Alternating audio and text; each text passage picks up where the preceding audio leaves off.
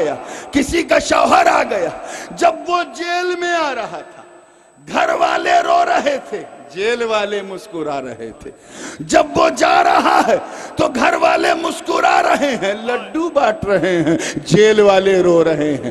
بلا تشبیہ جب بندہ اس دنیا میں آتا روتا ہوا آتا، بچہ مسکراتا ہوا نہیں روتا ہوا آتا، اور اگر نہ روے تو جو نرس ہوتی ہے انجیکشن لگا کے رولاتی ہے، مار پیٹ کے رولاتی ہے، جانتی ہے کہ روئے گا نہیں تو بالک سوستھ نہیں ہوگا، روتا ہوا آ رہا، لیکن وہ رو رہا بے چین ہے، اسے جیل ہو گئی مگر گھر میں لڈو بٹ رہا ہے، کوئی دادا بن گیا، کوئی نانا بن گیا، کوئی ماما بن گیا، کوئی چاچا بن گیا، کوئی بھائی بن گیا، سب مسکرا رہے ہیں، گھر میں خوشیاں ہیں، آنے والا رو رہا ہے، لیکن 70 80 90 سال کے بعد جب اس نے دنیا چھوڑی، جنازے کی چرپائی پہ اسے لٹا دیا گیا تو پورا گھر رونے لگا، کسی کا سہاگ جا رہا ہے وہ رو رہی ہے، کسی ماں کا دلارا جا رہا ہے وہ رو رہی ہے،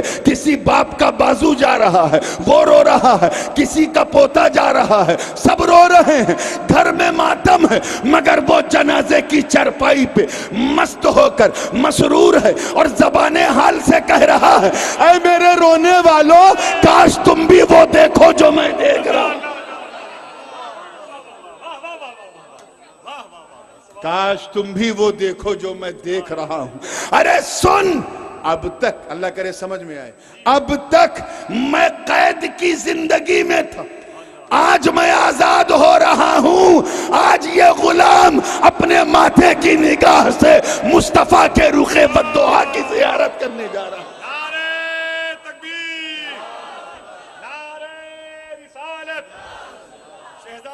سرکار غوث العظم، علماء اہل سنت، یہ بات دماغ میں رکھیے گا کہ ہر عاشق کی تمنا، نہ جانے کتنے لوگ کہتے ہیں، آج ہی 2 لوگوں نے کہا حضور بس دعا کیجئے کہ مدینہ منورہ کی حاضری ہو جائے، میں نے کہا انشاءاللہ دیار حبیب میں پہنچ جاؤ، میرا سلام کہنا، آپ کی خواہش ہے کہ نہیں مدینہ جانے کی؟ سب کی ہے نا۔ میں اس مرکزی اسٹیج پہ جو مغربی ہندوستان کی ایک مرکزی درسگاہ کا حامل ہے، بڑی ذمہ داری سے کہہ رہا ہوں، بڑی ذمہ داری سے کہہ رہا ہوں، علماء بیٹھے ہیں کہ موت جو ہے وہ مدینے کے ویزے سے بھی زیادہ قیمتی ہے، پاسپورٹ پہ مدینے کا ویزا لگ جائے اس سے کہیں زیادہ بہمولیہ موت ہے۔ کیا ہے؟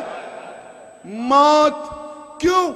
کیونکہ جب ویزا لگے گا تو مدینہ جائے گا، کیا دیکھے گا؟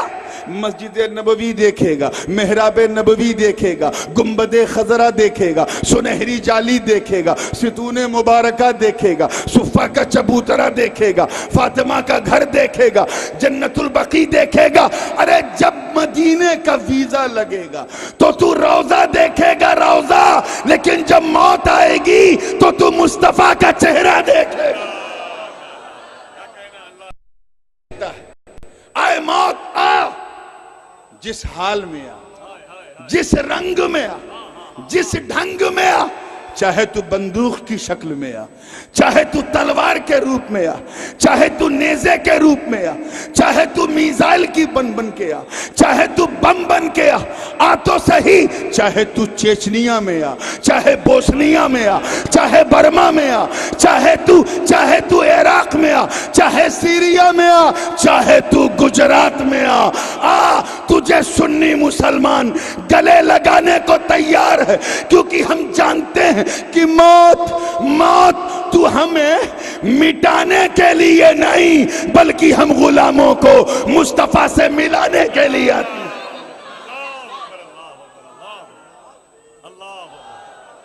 ماشاءاللہ،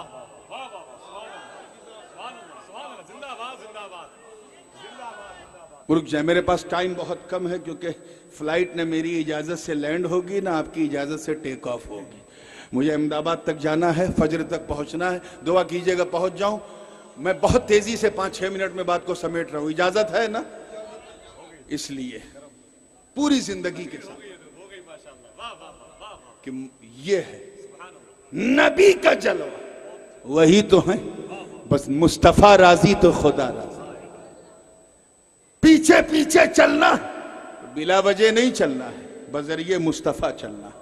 اچھا اب دیکھیے بارش ہوتی ہے تو ہم لوگ کیا کہتے ہیں, ہمارا عقیدہ کیا ہے, اللہ نے برسایا. کس نے؟ لیکن یہ سائنسداں کیا کہتے ہیں, یہ ویگیانک لوگ, بادل نے برسایا. اللہ مسبب الاسباب ہے, فاعل حقیقی وہی ہے, لیکن وہ سبب بناتا ہے, ایک کارن بناتا ہے, ایک وجہ بناتا ہے. مثال کے طور پہ زمین سے بخار اٹھا, خلاؤں میں گیا, بادل بنا, بادل سے ملے, ہائیڈروجن نائٹروجن اکٹھا ہوئی, پانی بنا, زمین پہ گرا. ہم نے کہا خدا نے برسایا, سائنسداں نے کہا بادل نے برسایا. تو سبب اللہ نے بادل کو بنایا. کس نے بنایا؟ بادل کو بنایا. ایسے یہ جو ہم ایک دنیا سے دوسری دنیا میں جا رہے ہیں نا, بلا وجہ نہیں ہے. اللہ نے ہمارے اس ٹرانسفر کو بھی سبب سے مسبب کیا. ہم پہلے آتما جگت میں تھے, وہاں سے چلے باپ کی پیٹھ میں آئے. اس پیٹھ میں آنے کا سبب کیا بنا؟ امر رب, حکم رب, کن فیکون. توجہ, یہ فائنل ٹچ ہے. امر رب یہ کارن بنا. اچھا, باپ کی پیٹھ سے ماں کے پیٹ میں آئے, اس کا کارن کیا بنا؟ نکاح. کیا بنا؟ زور سے بولو. ماں باپ نے نکاح کیا, ہمارا وجود ہو گیا. اور یہی عورت کا واحد شرعی استعمال ہے. غیر شرعی استعمال تو کروڑوں ہے. صابن تیل کے پرچار میں عورت کا استعمال, ہوائی جہاز میں عورت کا استعمال, ایئرپورٹ پہ عورت کا استعمال, اللہ جانے کہاں کہاں کروڑوں غیر شرعی استعمال. اتنے غیر شرعی استعمال کو دیکھ کے ہم عورت کو حرام تھوڑی نہ کہیں گے. وہ جو ایک شرعی استعمال ہے اسے فالو کریں گے. تو کسی چیز کے اگر کروڑوں غیر شرعی استعمال ہوں اور ایک شرعی استعمال ہو تو ہم کروڑوں کو نہیں دیکھیں گے, اس ایک کو دیکھیں گے. اب میں سمجھتا ہوں کہ آپ پہنچ گئے ہوں گے جہاں میں پہنچانا چاہ رہا ہوں, ہے نا. جیسے یہ سامنے ویڈیوگرافی ہو رہی ہے, اس کا ایک پروگرام چل رہا ہے, دین و سنیت کی بات ہو رہی, یہی شرعی استعمال ہے. اب جو غیر شرعی استعمال اس سے ہم پرہیز کریں گے. اللہ ہم سب کو پرہیز کی توفیق دے. توجہ چاہوں گا آگے سے لے کے پیچھے تک. تیار ہیں آپ لوگ؟ بالکل زندگی کے ساتھ. تو نکاح کا کارن بنا جو شرعی استعمال ہے. اب آئیے, ماں کے پیٹ سے اس دنیا میں آئے, اس مصیبتستان میں. اس کا کارن کیا بنا؟ پرسو پیڑا, لیبر پین, درد زہ جو ہماری ماں بہنیں اٹھاتی ہیں, درد, وہ درد کارن بنا جس درد کے ذریعے ہم اس دنیا سے اس دنیا میں آئے. اچھا, اب اس دنیا کے بعد اگلی دنیا کون ہے؟ بھولنا مت, اگلا اسٹیشن وہی ہے, قبر. بولیے, وہاں جانے کا کارن کیا بنا؟ قبض روح. توجہ چاہوں گا, دیکھیے گا. قبض روح, حضرت ملک الموت نے روح نکالی, ہم دنیا سے قبر میں پہنچ گئے. سمجھ میں آ رہی بات؟ اب آئیے, اگلا اسٹیشن حشر ہے. قبر سے حشر میں جو ہم گئے, اس کا کارن کیا بنا؟ کیا کارن ہوگا؟ سور اسرافیل. حضرت اسرافیل سور پھونکیں گے, سب قبروں سے نکل کے محشر, سب محشر میں, میدان قیامت میں. توجہ, اب اگلا اور آخری اسٹیشن جنت ہے. ہمیں محشر سے جنت میں جانا ہے انشاءاللہ. اس ٹرانسفر کا کارن کیا ہوگا؟ آواز آئی شفاعت مصطفیٰ. سمجھ لو, شفاعت, زور سے بولو. مطلب صاف ہے, کچھ بھی کر لے دامن محبوب پکڑ کے ہی جنت میں جانا ہے. اور اس کو یوں بھی سمجھ لیجئے ایک فائنل مثال کے ذریعے کہ یہ کئے انگلی ہے. ادھر والے بتاؤ, 3 ہے نا؟ ترا کیا کہتے ہیں آپ لوگ؟ ہاں, ترا, ہاں, جو بھی کہتے ہو. 3 تینوں برابر ہے سائز میں؟ نہیں. جو سب سے بڑی وہ سب سے اوپر, جو اس سے چھوٹی وہ اس کے نیچے, جو سب سے چھوٹی وہ سب سے نیچے. ٹھیک ہے, تینوں ایک دوسرے سے الگ ہے, اور ملا دو تو مل جائیں, الگ کرو تو الگ. مگر اس میں یہ جو بیچ والی ہے, موسٹ سگنیفیکنٹ فنگر, یہ بڑی خاص ہے. اس کا کنیکشن ڈوول ہے. یہ اوپر والی سے بھی کنیکٹ ہوتی ہے, نیچے والی سے بھی. اب اس سے زیادہ آسان مثال میں نہیں دے سکتا، اس لیے سمجھو، یہ اوپر سے بھی کنیکٹ اور بولو نیچے سے بھی کنیکٹ ہوتی ہے۔ ہاں اگر یہ نیچے والی چاہے کہ میں چھلانگ لگا کے کود کر جمپ کر کے اوپر والی سے کنیکٹ ہو جاؤں، تو جب تک بیچ والی سے کنیکٹ نہیں ہوگی اوپر والی تک نہیں پہنچے گی۔ اللہ اوپر نیچے سے پاک ہے، میں آپ کو سمجھانے کے لیے صرف کہہ رہا تھا۔ بلا تشبیہ خدائے بزرگ و برتر نے، علماء کی توجہ چاہوں گا، آخری جملہ ہے گفتگو کا، خدائے بزرگ و برتر نے نیچے والوں کی ہدایت کے لیے، مارگ درشن کے لیے ایک بیچ والا بھیجا۔ اللہ کرے یہ بھیجا آپ کے بھیجے تک پہنچ جائے، تاکہ جس کام کے لیے بابا صاحب نے مجھے یہاں بھیجا ہے وہ آپ کے کام آ جائے۔ پھر سنیے، خدائے بزرگ و برتر نے نیچے والوں کی ہدایت کے لیے ایک، زور سے بولو، ایک بیچ والا بھیجا، اور اسے بیچ میں رکھا۔ کہاں رکھا؟ بیچ میں۔ کیوں؟ تاکہ سب سمجھ جائیں کہ محبوب رب اور سب کے بیچ کی کڑی ہے، بیچ کی کڑی ہے، بیچ میں اسی لیے ہے تاکہ سمجھ میں آ جائے کہ یہ نہ رب کی طرح ہے نہ سب کی طرح، نہ رب کی طرح ہے نہ سب کی طرح۔ گویا بیچ میں رکھ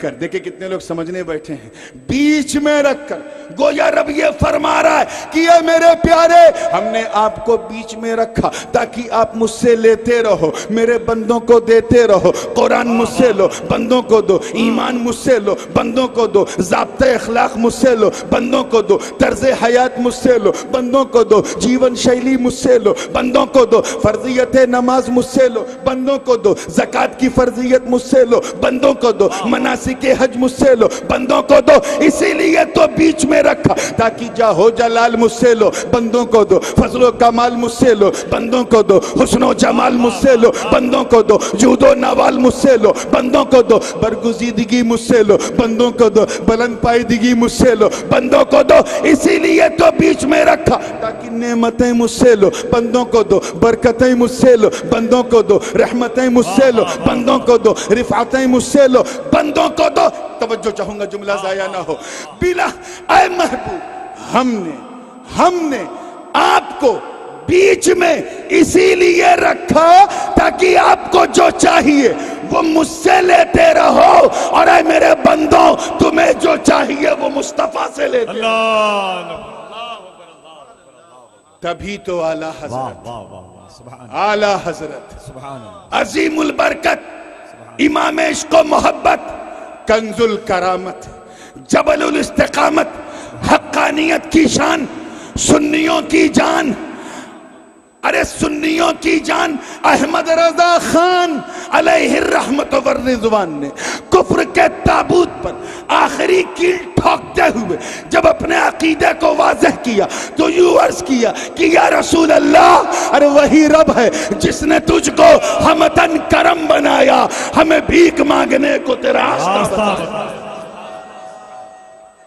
اللہ اکبر، اللہ اکبر، یا رسول اللہ صلی اللہ علیہ وسلم، زندہ آباد، زندہ آباد، ماشاءاللہ، زندہ آباد۔ کہنے کو تو بہت کچھ تھا، لیکن آپ جمع ہیں اور جمع رہیے۔ آپ کو معلوم ہونا چاہیے کہ ابھی تھوڑی دیر میں صاحب سجادہ بھی ہوں گے، اور خانقاہ قادریہ چشتیہ برکاتیہ کے صاحب سجادہ حضور امین ملت وہ بھی تشریف لا رہے ہیں۔ اس فقیر کو اجازت دیجئے، لیکن آپ جم کے بیٹھے رہیے۔ مولا کریم ہم سب کا سننا سنانا اپنے کرم سے قبول فرمائے۔